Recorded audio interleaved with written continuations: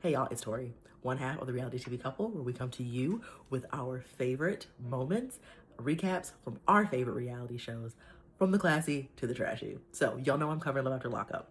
So I have for y'all episode 3, technically it's season 7, episode 11, but let's jump into it. We got a new couple that came in and we got introduced to them. So like y'all, it's been crazy. All right, first we got Goddess, Damon, Mumu, and Bonita. So we first see Goddess pick him up.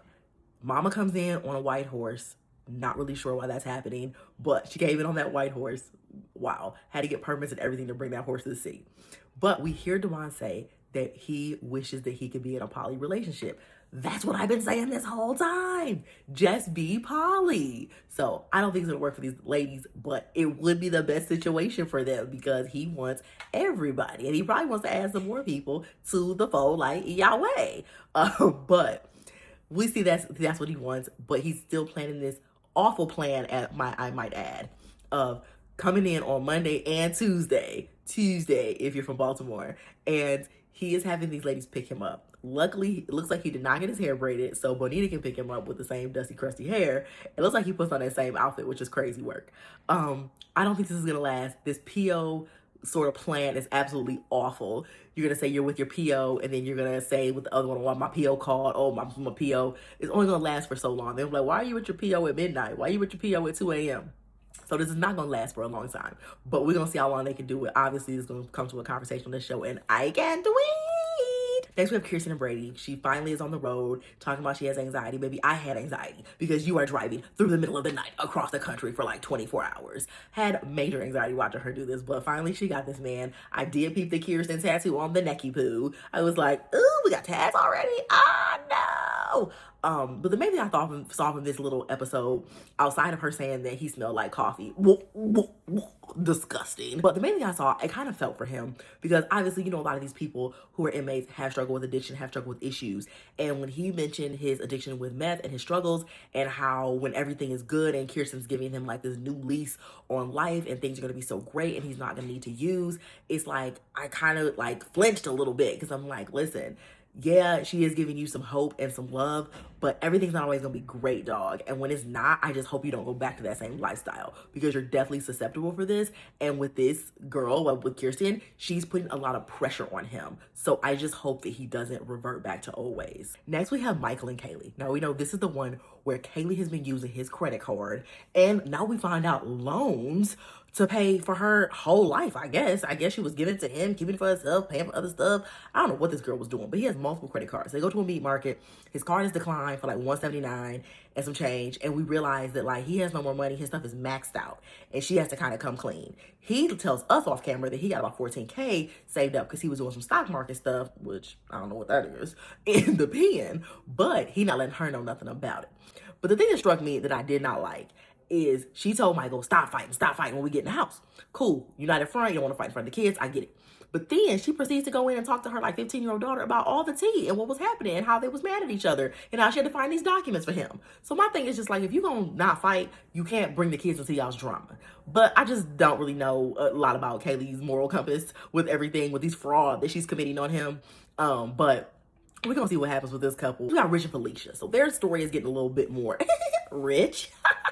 But that terrible ride kind of got better. I'm actually very glad. They get to their hotel room, they check in, DJ goes on his way, probably to the next room, whatnot, and then they go to their room. So Felicia starts acting funny style. She's like, I don't really want to touch you, I don't know you. But obviously you've been knowing it for so many, years and y'all been talking. But all of a sudden, like, she kind of clammed up. Well, whatever, do what you do. But we find out later that the clamming kind of didn't clam because she did get into his bed and they did do something. They didn't go all the way. They didn't go to home base, but they did something. So whatever, you can let your mind decide what they did. But we get to the crib and we see the auntie, the cousin, all that stuff, and they're talking about the divorce. She's giving her the cousin the tea and he's talking to the auntie. And this is what I'm gonna say about this story. He needs to just move to New Orleans, because if he don't move to Noya, I don't think this is gonna work. This girl is really, really, really close to her family. She's from a big Italian family. She lives in New Orleans. She's New Orleans through and through. These people ain't leaving their parish, okay? So if he don't come there, it's gonna be a real tug of war between her and her family and him, and it's just never going to work. Like, it is going to be a constant struggle with tug of war between him and her family. I think she needs her family at this point in time in her life. She really didn't have them through her adolescence, and she needs them. So if he's not gonna move there, they really just need to break up because it's not gonna work. And last but certainly not least, we got Dia and Cyrus. So we get introduced to them. This is a new couple. And I kind of was like, I don't want a new couple, no new friends, no. But this couple is what this whole episode is named after, which is my ex's cellmate. So they need to be added. They are drama. This is crazy drama. But honestly, this is kind of sad too at the same time. So Dia's like 11 years older than Cyrus. She's 35, he's 24, whatever. And he's closer to her daughter's age than she is to his age. He's 6 years from her daughter and 11 years from her. Okay, fine. That's weird in itself. But the daughter's so mature. She had her young, but obviously they probably grew up together. Her daughter has a lot of responsibility. She has younger siblings. And this girl's like crying, and Dia's mother's crying because they just don't want to deal with this anymore. They've already dealt with this, which we find out she was with Cyrus's cellmate, Jaden. That's how she met Cyrus. So she's already been through the ex-inmate stuff. She's already been through this, and it didn't work out well. She's had really bad situations with men, it seems like, in her life, from her ex-husband to this cell guy, which we don't even know if there's other baby daddies involved. We don't even know. But we do know that she's not making sound decisions. And I feel so sad for her kids. I feel so sad. Like the daughter, she was keeping it together. She was kind of like, Mom, you're being dumb. But then when she started to cry, I was like, oh my goodness. They like pulled at my heartstrings because this girl obviously knows that her mom is like not making a good decision with this situation. And we're going to see how this plays out. We even got Jaden in the mix, and he's like, I ain't going nowhere. You ain't never leaving me. And I'm like, whoa, this is not good. This is not good at all. These men might fight and go back to jail. So, I don't know. This story is messy. He's going to get out soon. We're going to see him come to that little small kitchen, and we're going to find out what is going to go on with this. But like I said, I always feel like the ex-inmate is different in their confessional when they're in versus when they get out, and we see how they act and how their confessionals change when they get out. When they in, it's all la la la la. I feel like they giving us prison talk, and then when they get out, it's a whole different ball game. So we're gonna see how this really plays out. So that's all for these couples today. We didn't really hear from Carrington and Zay this episode. And I think we got one more couple that's coming, the old rocker man. We're going to see what's happening for that. Hopefully they're saving the best for last with that one. Can't wait to see what that's going about because they're both a little bit older. So we're going to see what's going on with that.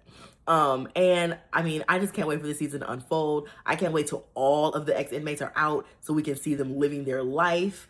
I actually think my favorite franchise of this is Life After, when they're all out and we can see how they're like progressing or not progressing in the real world and what they got going on. So this is probably my second favorite franchise because at least we get to see them on the outside. So tune in next time. Again, leave us a comment and please like our video if you like what you see. My husband is covering Love Island right now. He is doing such a good job. So good, bae. And I need you to check out his videos if you watch Love Island, or if you don't, his takes are funny as hell. So until next time, y'all. Bye.